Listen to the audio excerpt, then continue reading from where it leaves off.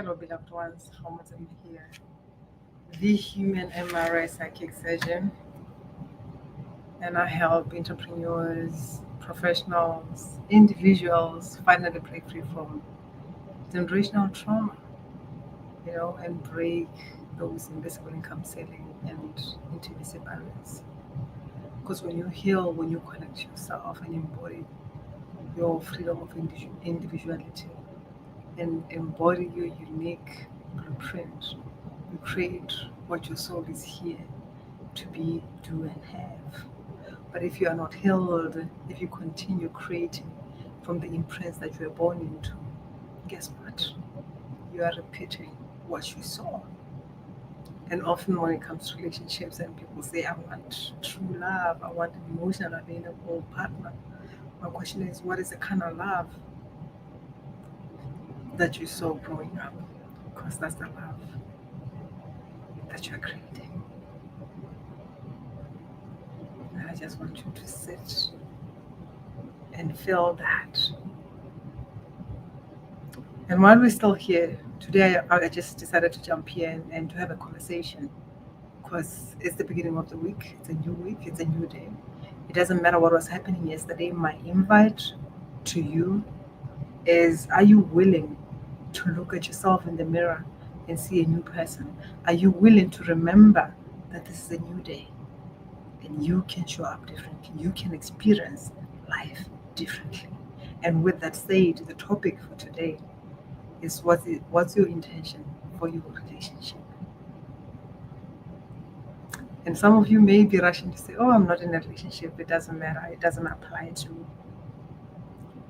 That's somebody who is living by default. It's like, I'm going to wait until I'm in a relationship, that's when I'm going to figure it out. But for you to get to attract somebody, you got to be intentional. What kind of person do you desire to attract in your life, even the time when you're going to be ready for it? And if you're already in a relationship, what is your intention for that relationship? And here's the thing, I'm just here to call you out, actually, because most of the people, they're just in a relationship and it's like whatever that happens, they just go with it. They're not intentional. Some of you, especially if you are married for 10 years, 20 years, it's like, I've been married for 10, 20 years.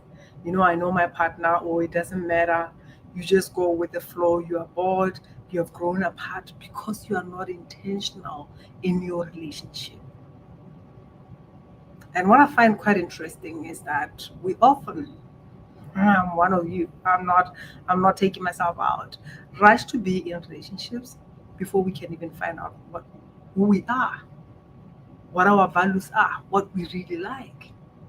Especially that when it comes to values, whether it's spirituality, in relationships, even connection to ourselves, identity, relational, and all that, we often inherit what we're born into. Because when you think about, like, for instance, your spiritual beliefs, is that just you found that by just going through your journey? Or it's just like, I don't know why I'm a Christian, but my parents were Christians. I don't know why I'm Hindu, Sikh, whatever.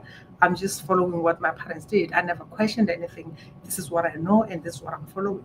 And what makes you think that it's only the spiritual beliefs that you have adopted? What makes you think that what you've adopted is just the physical features? It's bigger than that. The pain that you saw is what you are repeating. You've seen it playing out, and now you are living that until you question your values, until you question the relationships that you saw. You want to continue creating that. And this is why I'm asking, what are your intentions with your relationship? And what came to mind, actually, before I jumped on the call, a lot of people do, but there is somebody who is just came to my mind who loved to call her partner names. This man is a dog. This man is what? And it was never anything positive that was coming out of this lady's mouth about her husband. Yet she was wearing a crown of, we've been married for 20 years. We've been married for 25 years. And probably you are that kind of person. You call your partner names every time you're looking for what is wrong, what the person does wrong, what you don't like about what they're doing. And what do you think is going to change if at all you are holding that frequency? You are expecting that from them. You don't expecting anything better. You don't expect anything better from them. What are you doing to connect, to liberate that relationship? Or you are sabotaging it. You are feeding contraction. You are feeding the criticism. And then you get it back. When you get it back, you complain. I'm not talking about women only, because men do the same thing. Often somebody will complain about, oh, my partner does not like sex. Especially for men, there's a big one. My partner does not like sex, and it's something that you're frustrated about. What are you doing to create a space where your partner gets to feel safe, where your partner gets to feel seen, where your partner gets to feel desired? Because if they don't feel seen, they don't feel heard, they don't feel desired, there is no how they can relax and go wherever you want to take them. You get to create that space. It's not about just lighting candles, because at times when you're talking about the space, you think you're going to bring a bouquet of flowers and light candles, and then it's like, oh, I created the space. The space that's with your energy, the frequency that you're holding. Like I said, when you speak to your partner, do they feel seen? Do you hear that? Do you hear them? Do you listen to what they truly desire? Do you speak to them in the language of love? Or it's just what you want, which is often is like, I just want to touch you and then penetrate you, and then yeah. And even when you penetrate, there's no stopping to connect and see how the other person is receiving you. It's just like, I'm just gonna, and then thrust, especially that most people learn the whole sexuality from the porn, right? What are you doing about it? What are you doing to connect with that to yourself? Because the relationship that you have with yourself is the relationship that you're gonna be having with the other person. If you are always criticizing yourself, if you feel unworthy, if you feel confidence, because at times when it comes to sexuality, it's like sexual confidence, right? Having that conversation, sharing what you really desire, sharing how you want to be touched, right? Being open to share your fantasies, no matter how crazy they are, but at the same time, not expecting the other person to fulfill them. It's like, I'm going to be open with you and share with you what my desires are. Do you ever do that? Or you've been together for 10 years, 5 years, 6 months, or you desire a partner, but you don't even know what you want from your partner. And besides even what you want, what is it that you are bringing? What are you contributing, right? That's the beginning. Because it's another thing when you get into a relationship. Because you want to be rescued, you want to be loved, you want to feel like you belong, you want to replace your ex. And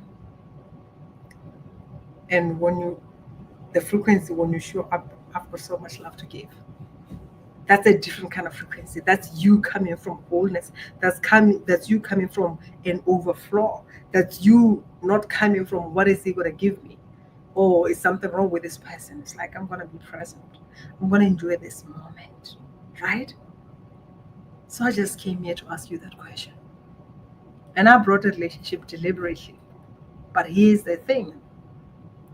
You cannot give anyone anything that you don't have, that you can't give to yourself. You cannot know what your partner really desire and serve them at the level that they desire if you do not know even who you are. Because often people will be like, what are you bringing to the table? Who the fuck are you even at that table? Right? Let's just go there. Who are you? Because if you don't know this, then you're not going to know what even your values are. You're not going to know how to even be in a relationship.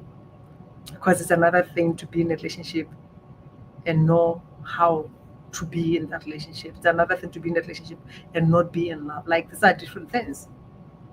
You can be in a relationship and not know how to be, as in like, how do you communicate? How, like, even when it comes to being present, because being present is observing what is happening, the environment, the people that are in it, what is needed from you, and also being comfortable to also be supported, right? Which takes us to the pleasure accelerator, which is the vulnerability. And if at all you have not healed enough to open up, there is no how you can experience that heart opening relationship or heart orgasmic pleasure, because you are so shut down. And I just came here to say, book a call. Book a call. I offer a once off session where we get to dive deep and move whatever that is holding you back from your success, because these patterns do not only affect your love life, they affect your income as well. Right? So, how much is my name? And I help you to finally break free from generational trauma so that you can shatter those invisible income ceiling and intimacy barriers. Sexual energy is the highest frequency, is the life force energy that makes you say yes to life, is the life force energy that is connected to prosperity, to your purpose, to pleasure, to beauty. And we can imagine, if you are feeling shame, if you are holding into the imprints that you are born into, or if you experience shame, abuse somehow, then there's a lot of things that you are blocking. And most people do the work and they leave this one out. And it's a, yeah, it's the life changer. So book a call and let's do the real work. Okay? Much love. I'll drop the link below. And if at all you know somebody who can benefit from this, your partner, your sister, your in laws, invite them. Bye bye.